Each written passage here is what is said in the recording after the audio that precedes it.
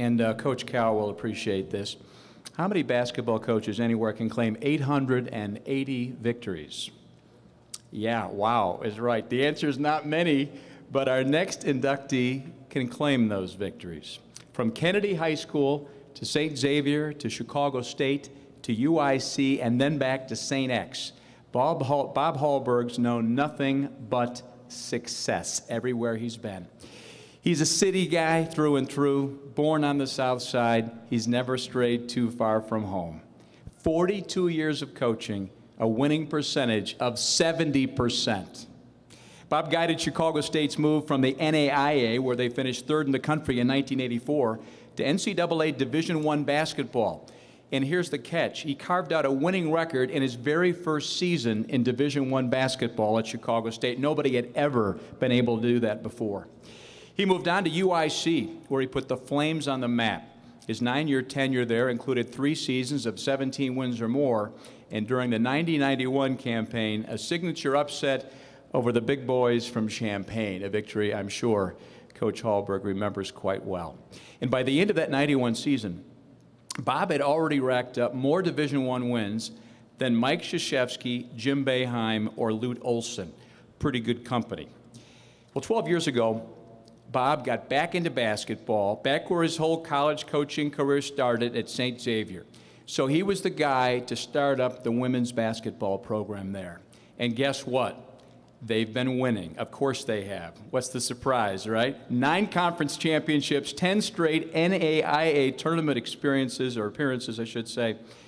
Everywhere he goes, all he does is win. Ladies and gentlemen, it is my pleasure to introduce to you Coach Bob Hallberg.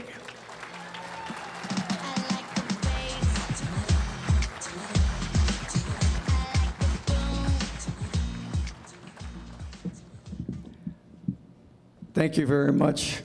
What an honor for me. And it all started in Oglesby Schoolyard with the Moriarty Shamrocks. Fellas are all here tonight, guys I went to kindergarten and grammar school with. And who would have thought back then that Bob Hallberg would be standing up here with this type of company and be in the Chicagoland Hall of Fame? Back in the schoolyard, I used to pretend I was Louis Aparicio all the time. And I was always playing, now I'm in the same Hall of Fame.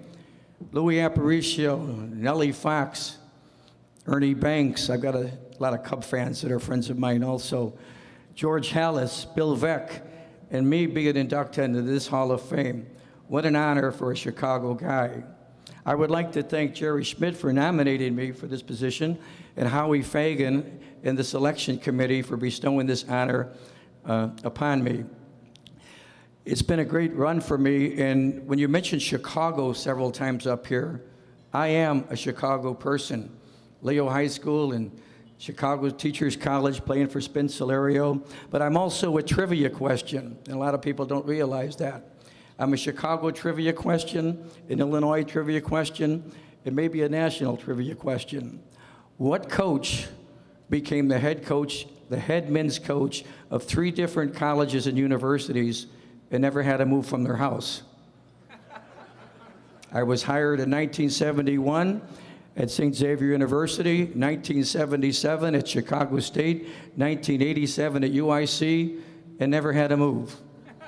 I don't think that was done by anybody. I don't think that's possible. I've enjoyed my coaching career, and I didn't know when I left St. Xavier in 77 that I would be back 20-some years later to start the women's program up, and we've been successful there ever since. I've been very fortunate our whole career. I've loved every coaching job that I've had.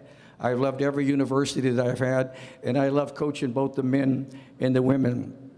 I have a lot of highlights, as Corey said, in my career. Nothing can duplicate, walking off the floor after beating Illinois, Michigan State, Marquette at Marquette, Iowa State with the legendary Johnny Orr there.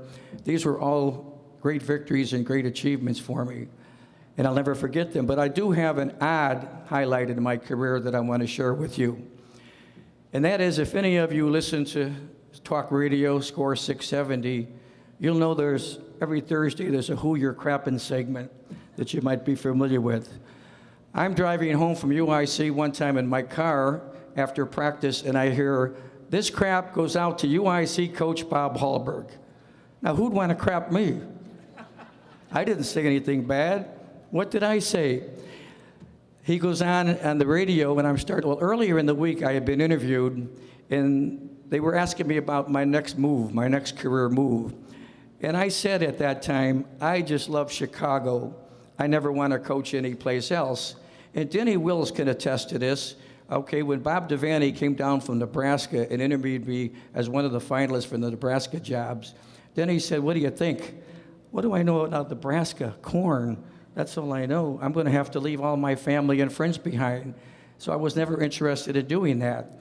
So on the interview, I said I wanted to spend my whole career in Chicago. I was not interested in jobs like Duke and North Carolina. So the caller says, crap goes out to Coach Hallberg, who said in his interview that he wouldn't want to coach anywhere but Chicago, that he wouldn't want to coach at Duke and North Carolina. Hey, Coach Hallberg, who you crapping? That's a highlight for me, right?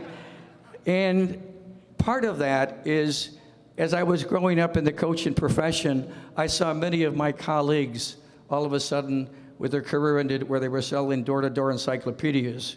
Of course, you can't do that anymore with the computer and everything. There's no more door-to-door encyclopedia salesmen. I saw coaches jump all over in their career and leave their part of their family behind, where they had a son growing up in Nebraska and a daughter growing somewhere in California. I never wanted that for myself. I always wanted to make sure that I can, this day and age, drive down Ogden Avenue between LaGrange, Westmont, and Naperville and visit all my 8 grandchildren and my 3 sons. For me, my highlight now is my grandkids coming over for cookout and my boys doing all the cooking on the grill, and I don't have to do nothing but play hide and go seek. So I've always enjoyed that relationship. I'm so proud of all the people that are here tonight. I've got a good crowd because I've spent my whole life in Chicago. So I'd have to start by recognizing my wife for 45 years, who we met in college, Linda, and who's been behind all the ups and downs that I've been through in my coaching career. My 3 boys are here with me tonight. They didn't have to fly in. They didn't have to come in from anywhere. They just drove down Cicero from their homes, Bob, Bill, and Brian. And 5 of my grandchildren are here. The other 3 are too small and couldn't sit through all my speeches. But Nathan, Ben, Sophia, Gavin, and Evan are all here tonight. No, I missed one. Evan's not here, is he? He's home in bed. Grace, I missed you, didn't I? I want to make sure I hit them all.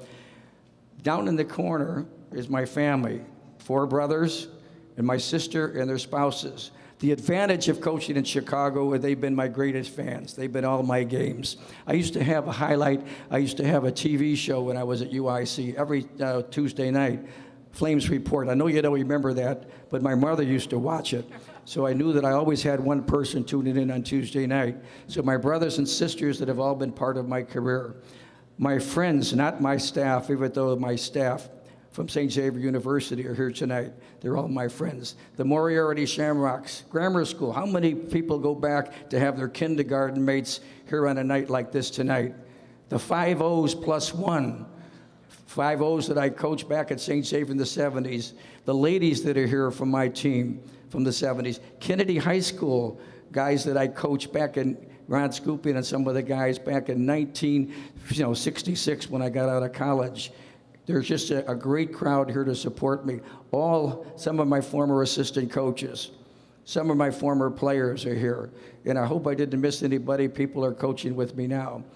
So let me tell you one thing. I do have 880 victories. But here's the bottom line. I wasn't crapping anybody. I wasn't crapping anybody.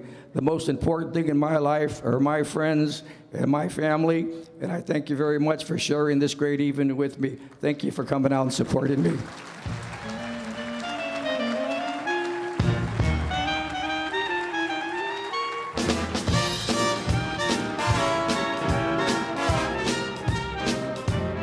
Chicago, Chicago, that toddling town.